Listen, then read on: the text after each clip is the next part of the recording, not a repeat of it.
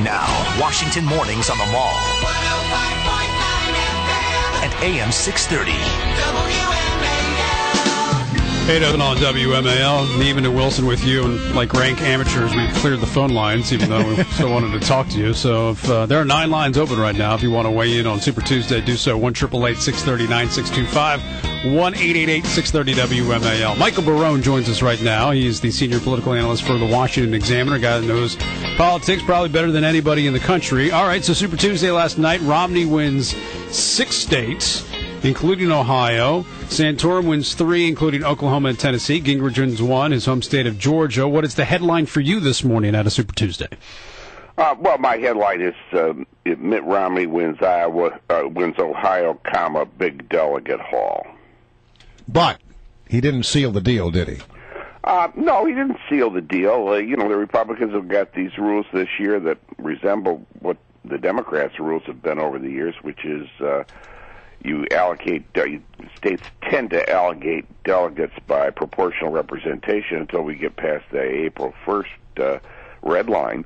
So consequently, you don't win the kind of thing that John McCain won in 2008. He won Missouri by I think a 32-31-29 margin and got all 48 delegates, right? Or however many it was. Well, that you go back and look at McCain's thing. California allocated its delegates winner take all. They voted on Super Tuesday, and McCain carried 48 of the 53 congressional districts, even though he won statewide by only about 8% of the vote.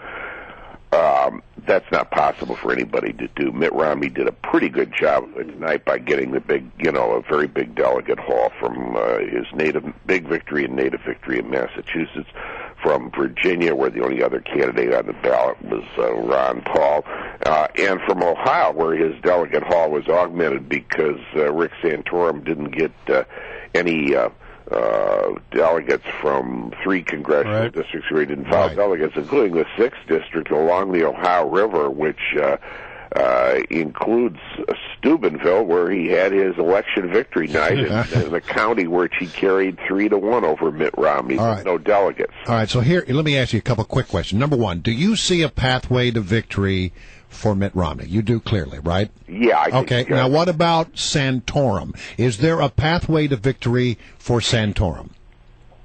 I'm inclined to doubt it. I mean, he's, he made the argument that, I'm from the coal fields of western Pennsylvania. Right.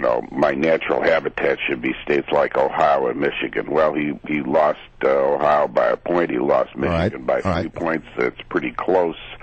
He gets, credit as he invokes himself, almost, you can almost see him saying, amazing that I'm still in this. Well, let me ask you the third question. What has he got left for that race? Pennsylvania, which people will figure he'll carry, it's his home state, and West Virginia. He carried Oklahoma, and he could do well in Texas.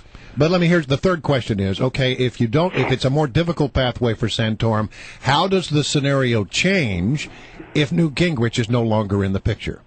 Well, it changes somewhat because then Santorum becomes pretty clear favorite in the southern races. We'll see what happens next week in Alabama, Mississippi, which Gingrich has targeted. He's sort of, he's gone west across the country, starting at Charleston in the Atlantic in South Carolina, going through Georgia and running through Atlanta Airport, as so many of us have done.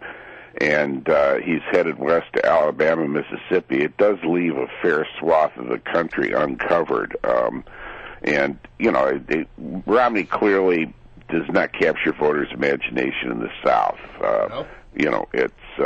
He's simply not a Southern guy. I think that could be an advantage for a Republican nominee in a general election. It'll hurt him in the success of things. And I think a key question there, Brian, is will he be able, in the scenario you're talking about, will Santorum be able to prevail in Texas? In many ways, that doesn't seem like a natural Romney state, but at the same time, you've got a quarter of your vote is in big metro areas there, with a lot of affluent suburban type voters, Dallas, Fort Worth, Metroplex, Greater Houston. I wouldn't count Romney totally out in those areas. We're talking with Michael Barone, senior political analyst for the Washington Examiner. What happens with the delegates? Let's just say that Newt gets out of the race or Santorum gets out of the race. What happens with their delegates? Can they hand them over to somebody else, or do those delegates have the ability to go any way they want? My understanding is that they, in most cases, they have the ability to go anywhere they want to. You do have these. You sometimes have state laws or party rules that say they're bound to somebody on the first ballot. Those rules can be broken. People can go to court and try and enforce the rules, but the court's always say, well, geez, I'm not going to get into this political mess. So, I mean, is there a potential for some legal headaches down the road when it comes to that? If Newt Gingrich says, I want to get out and I want to, I want to pledge my delegates or tell people who are delegates to go with Rick Santorum instead of Mitt Romney, I mean, do you see a problem with that down the road potentially? Well, I think you may see some disputes here and there, but the answer is that these individuals, who typically have been handpicked by the campaigns, right, will still be able to go the way they want to go and do what they want to do. Okay.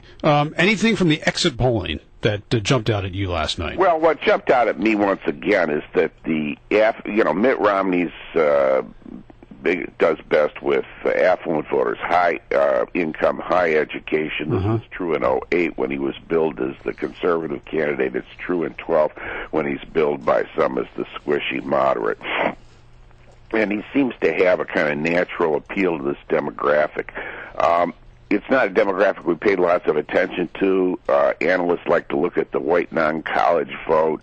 We have the sense that they're somehow, those are people who are deprived and needed help, and we're going to go get them. But Republicans, won the white non-college vote 58-40 with John McCain. They did pretty well. Where they've been slipping the last 15 years or more is in the high-end demographic in the suburbs, where those voters have gone increasingly Democratic. They've been influenced by their views on cultural issue, their dislike of Southern evangelical Protestants, etc. I think Romney has a potential to bring a lot of that vote back to the Republicans. And I think that just as Barack Obama, who did very well with college-educated people in Virginia, North Carolina, and Indiana, brought those states into the Democratic column in 2008, even though they hadn't even been target states in 2000 and 2004.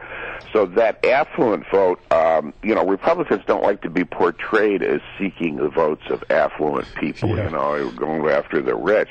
But their votes count just the same as anybody else. Vote is a vote. And it's been a growing demographic. I mean, the studies of these, is there greater inequality in the United States, usually come out concluding, well, yeah, there is, in large part because a lot of people actually are going from, middle income to high income.